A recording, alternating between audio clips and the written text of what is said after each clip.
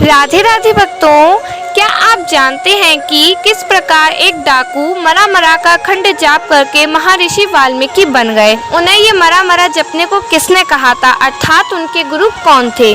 तो ये उस समय की बात है जब वाल्मीकि जी डाकू थे। एक दिन वह लोगों को लूटने के उद्देश्य से एक पेड़ के नीचे खड़े थे।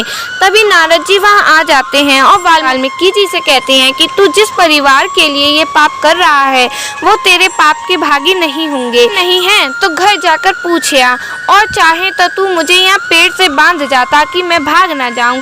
तब वाल्मीकि जी ऐसा ही करते हैं।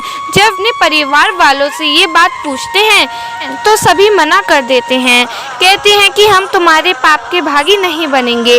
तब वे नारद जी के पास वापस आते हैं और अपनी गलती की क्षमा मांगते हैं और नारद जी से कहते हैं कि मेरा कल्याण कैसे होगा। तब नारद जी कहते हैं कि तुम राम नाम का अखंड जाप करो। तब वाल्मीकि जी कहते हैं कि मैंने तो सदा से मरो मारो कहा है, मेरे मुख से राम नाम किस प्रकार निकलेगा। तब नारद जी कहते हैं कि अच्छा तो तुम मरा मरा का अखंड जाप करो, और वे चले जाते हैं। तब वाल्मीकि जी मरा मरा के अखंड जाप में ऐसे लीन हो जाते हैं कि उन्हें अपने शरीर की सुधि नहीं रहती। उनके शरीर पर धूल जमा हो जाती है, उनके शरीर पर चींटियां अपना बिल बना लेती हैं, लेकिन उन्हें कोई भी परेशानी नहीं होती है। ही कई वर्ष बीत जाते हैं। फिर आकाशवाणी होती है कि ऋषि आंखें खोलो। तब वाल्मीकि जी कहते हैं कि मैं ऋषि नहीं, मैं डाकू हूँ।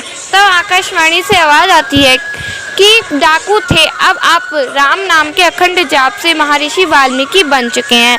अब आप रामायण की रचना कर रहे हैं और इस रामायण से आप विश्व में प्रसिद्ध होंगे। भक्तों, गुरु की कृपा के बिना हम भगवान को नहीं पा सकते हैं। गुरु अगर कृपा कर दें तो एक डाकू भी महान ऋषि बन जाते हैं। गुरु के बिना घर नरक के समान होता है। हम सबको अपने जीवन में गुरु ज़रूर बनाना चाहिए। अगर आपको ये कथा अच्छी लगे तो मुझे कमेंट में बताइएगा। राधे राधे भक्तों।